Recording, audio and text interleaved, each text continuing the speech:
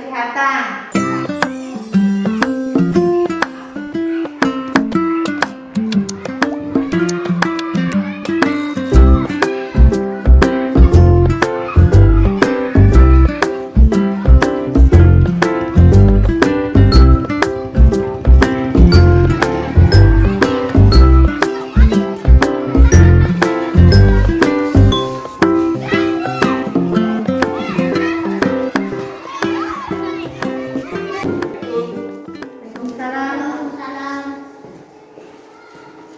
Boleh saya duduk di belakang? Ya, silakan Pak.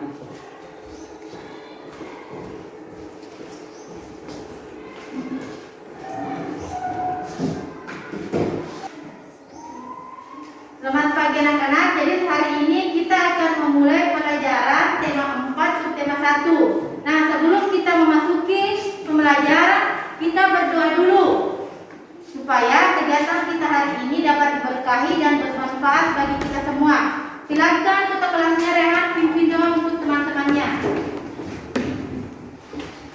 Sebelumnya sebelum kita belajar, mari kita berdoa damai. Berdoa selesai. Tepuk PPK. Religius, nasionalis, mandiri, gotong royong, integritas. Tepuk PPK. Cerdas, berkarakter, menyenangkan, luar biasa, hebat. Kita semuanya.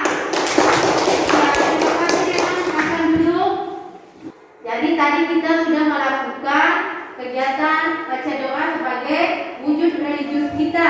Mengapa kita berdoa? Supaya setiap pekerjaan yang kita lakukan hari ini, yaitu belajar, mudah-mudahan dapat diberkahi oleh Allah Subhanahu wa Ta'ala. Jadi kita patut bersyukur. Mengapa? Karena hari ini kita masih diberi kesehatan untuk dapat mengikuti pelajaran bertatap muka. Apalagi sekarang kita tahu bahwa sekarang adalah masa pandemi COVID-19. Jadi kita harus tetap mematuhi protokol kesehatan. Masih ingat dengan 3M itu apa? Yang pertama, Memakai masker. memakai masker. Yang kedua, mencuci tangan. Jadi setiap kita masuk dalam kelas, kita mencuci tangan menggunakan sabun dan air yang mengalir. Dan yang ketiga itu menjauhi kerumunan. Ingat ya, pada saat istirahat nanti kalian jangan berkerumunan dengan teman-temannya. Mengerti? Mengerti.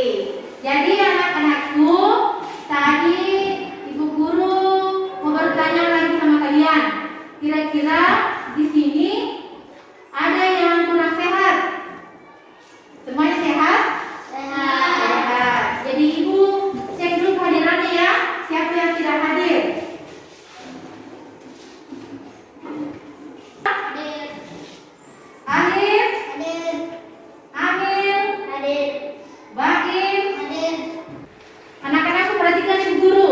Hari ini kita memasuki pelajaran tema 4 subtema 1. Pembelajaran ke-1 itu tentang yang kita capek, yang kita pelajari itu bagaimana kalian nanti kita dapat mengidentifikasi jenis-jenis profesi atau pekerjaan yang ada di lingkungan sekitar kita. Dan yang kedua itu kita akan belajar tentang mengidentifikasi dan bagaimana sikap dalam menjaga keseimbangan sumber daya alam yang ada di sekitar kita. Nah, sekarang ibu guru mau tanya, kira-kira di sini masih ingat pelajaran yang lalu kita kan tentang pekerjaan. Pekerjaan itu ada yang berada di dataran tinggi dan ada yang di dataran rendah. Masih ingat? Kalau di dataran tinggi itu mata pencariannya orang apa? Kita kan di sini di Kolaka Timur termasuk dataran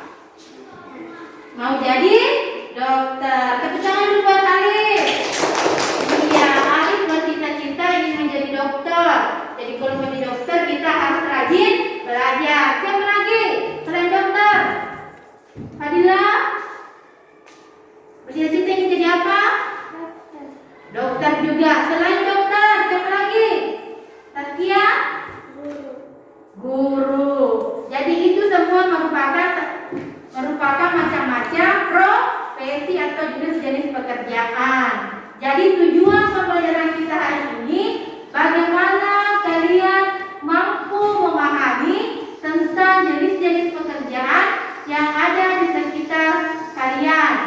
Sebelum kita memasuki inti pelajaran hari ini, silakan perhatikan video yang akan ditampilkan.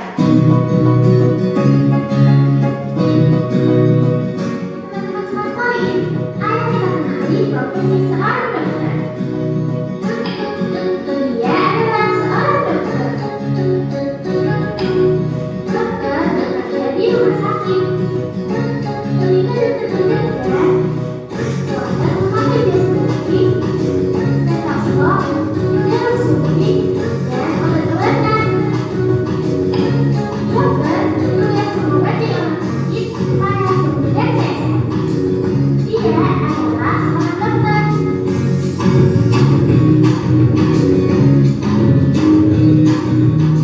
Sudah perhatikan semua tadi videonya? Sudah. Jadi itu salah satu jenis profesi dokter. Dokter itu pekerjaannya apa? Dokter mengobati orang sakit. Dokter itu tempat tugasnya di mana, tempat bekerjanya? Di rumah sakit. Di mana? Di rumah sakit. Jadi dokter adalah pekerjaan mengobati orang sakit dan bekerja di rumah sakit.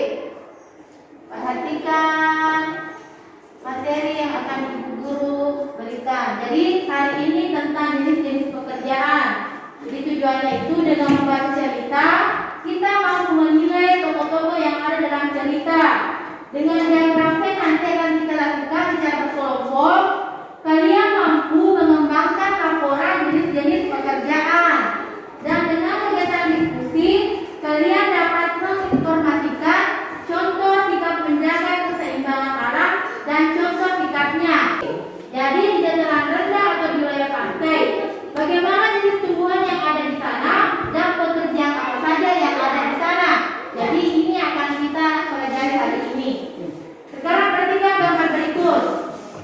Ada yang tahu dekat dengannya yang gambar hari ini? Gambar apa? Yang dekat dengannya? Dekat dengannya nanti guru persilakan baru menjawab. Dekat dengannya yang tahu? Amir, ini gambar apa? Gambar apa? Pedagang. Kegiatan apa namanya ini? Kegiatan jual dan ada penjual dan ada pembeli. Jadi A ini namanya kegiatan jual beli. Kalau yang B ini gambar apa? Baim? Gambar dokter. Iya, jadi yang gambar B adalah gambar dokter. Jadi A ada nama pembeli dan B ada dokter. Bagian C ini kegiatan apa yang ada pada gambar? Yang lain lagi, Rehan. Petani. Petani. Petani bekerja di mana? Sawah. Di sawah. Kalau yang D itu gambar apa? Wawan? Iya, ini profesinya apa, Wawan? Yang ini bagian gambar D ini. Ada menangkap ikan adalah orangnya menangkap ikan namanya apa? Ada yang tahu selain Wawan? Apa lagi? Nelayan, Wawan. Jadi orang yang menangkap ikan itu namanya nelayan. Nelayan itu bekerja menangkap ikan di mana? Di laut. Di laut. Ada juga di sungai. Jadi tergantung di mana tempatnya dia menangkap ikan ataupun apa yang ada di sekitar tempat tinggalnya. Nah, sekarang buka semua bukunya. Buka halaman pertama. Silakan kalian baca bacaan yang ada pada buku halaman pertama. Selanjutnya nanti kita akan diskusikan bersama pertanyaan yang ada pada buku. Sebelum kalian membaca, ibu guru mau membagi kalian secara 3 kelompok. Kelompok pertama, kedua, dan ketiga. Karena kita akan melakukan diskusi kelompok. Kelompok pertama siapa tadi? Kelompok pertama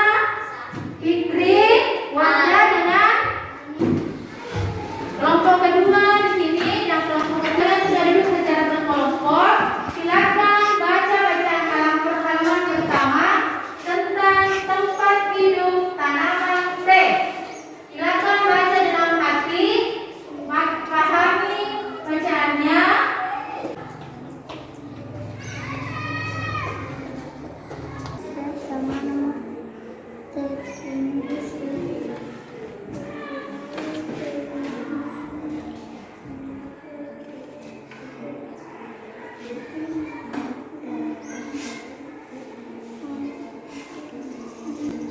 sekarang bagaimana semuanya? Sudah selesai membaca?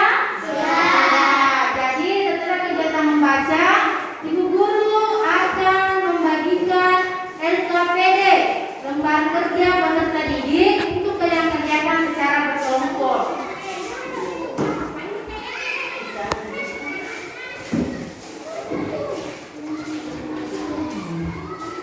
Sebelum kita bisa melakukan diskusi dulu untuk menjawab pertanyaan yang ada pada buku. Silakan. Sekarang kita mulai kegiatan diskusinya. Pertanyaan pertama, di mana tanaman teh dapat tumbuh dengan baik? Siapa yang tahu kelompok berapa yang bisa memberikan tanggapannya? Kelompok 2, silakan Rehan. Jadi tanaman teh dapat tumbuh di daerah pegunungan. Kalau kelompok yang lain bagaimana? Jawabannya kelompok 3. Menurutnya Fadila, tanaman teh dapat tumbuh di daerah mana? Pegunungan juga.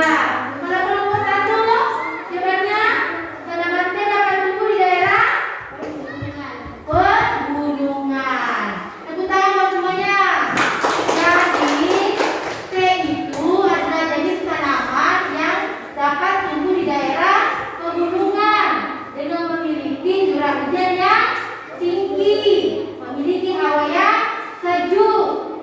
Sekarang nomor 2, pertanyaan kedua, bagaimana caranya tanaman teh bisa bermanfaat menahan erosi? Kira-kira ada yang bisa mengungkapkan bagaimana sih caranya tanaman teh itu sehingga dikatakan dapat menahan erosi? Kelompok yang satu, siapa kelompok pertama? Ya, suaranya.